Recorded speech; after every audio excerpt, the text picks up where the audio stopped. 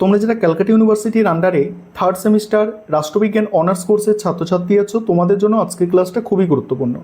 তোমরা SSC 3 paper যেটা আছে, ওই এসএসসি 3 পেপারের 2 নম্বরের প্রশ্ন নিয়ে চিন্তিত আছো, কারণ 2 নম্বরের 5টা প্রশ্নের অ্যান্সার তোমাদের করতে হবে, সেখানে অনেকটা নম্বর 10 নম্বর থাকে। এবার 2 নম্বরের জন্য কোন প্রশ্নগুলো তোমরা তৈরি করবে একটু ভালো করে বুঝে নাও। দেখো, এখানে প্রথম প্রশ্ন কি আছে, সংসদের সদস্যদের দুটি প্রধান বিশেষ অধিকার উল্লেখ করো। মোস্ট ইম্পর্টেন্ট প্রশ্নগুলো তোমাদের জন্য বাছাই করে এখানে রাখা হয়েছে, প্রথমেই বলে দিই।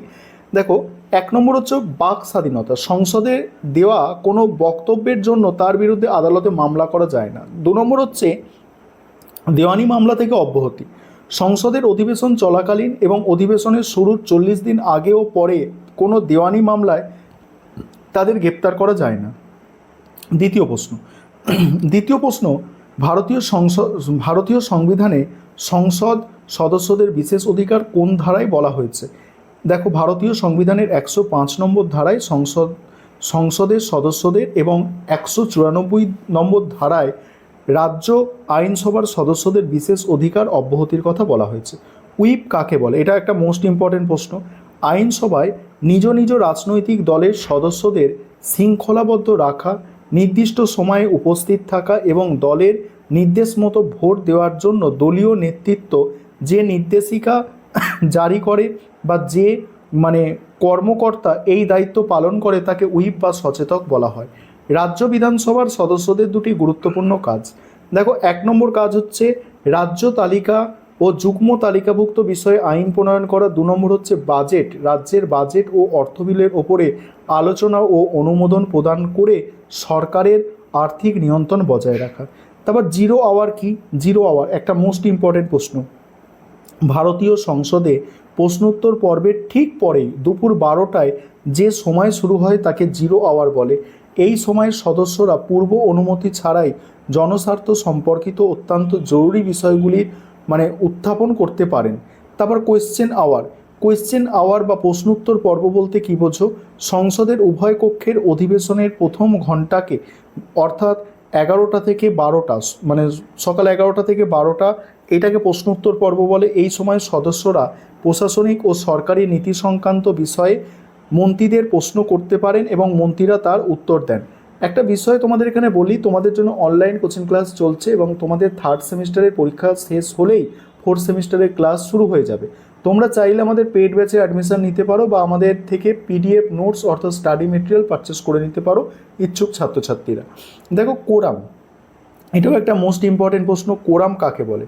আইনসভার অধিবেশনে বৈধভাবে শুরু করার জন্য যে ন্যূনতম সংখ্যক সদস্যের উপস্থিত বাধ্যতামূলক, তাকে কোরাম বলে। ভারতীয় সংসদে কোরামের জন্য মোট সদস্য সংখ্যার 1/10 সদস্যের উপস্থিত প্রয়োজন।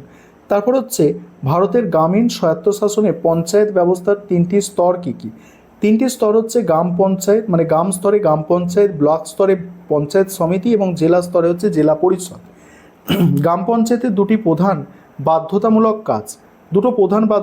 কাজ। 1 নম্বর হচ্ছে গ্রামের রাস্তাঘাট, ঠিক আছে, তারপরে কালভার্ট ও সেতু নির্মাণ এবং রক্ষণাবেক্ষণ। 2 নম্বর হচ্ছে পানীয় জলের ব্যবস্থা করা এবং জনস্বাস্থ্যের উন্নয়ন ঘটানো।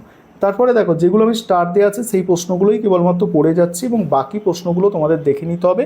বাকি প্রশ্নগুলোও কিন্তু গুরুত্বপূর্ণ, এই ভেবো না যে বাকি প্রশ্ন যেগুলো দেওয়া আছে সেগুলো একদম ফালতু প্রশ্ন নিয়ে এখানে তৈরি করা হয়েছে, না, সেগুলোও গুরুত্বপূর্ণ। যেমন জেলা পরিষদের আয়ের 2টি প্রধান উৎস, মোস্ট ইম্পর্টেন্টই প্রশ্ন। পশ্চিমবঙ্গের পৌরসভার 2টি কাজ। এবার এখানে একটা মোস্ট ইম্পর্টেন্ট আছে, কলকাতা মিউনিসিপ্যাল কর্পোরেশনের স্বপরিষদ মেয়র কিভাবে গঠিত হয়?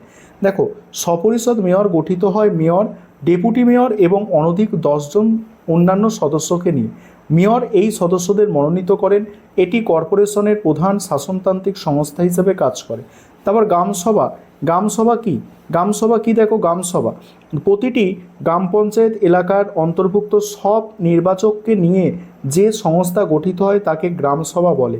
এটি হলো গ্রামীণ স্বায়ত্তশাসনের সবচেয়ে নিচু তলার গণতান্ত্রিক ও প্রতিনিধিত্বমূলক ভিত্তি। তারপর বড় কমিটি, এটা দেখে যাবে একটু।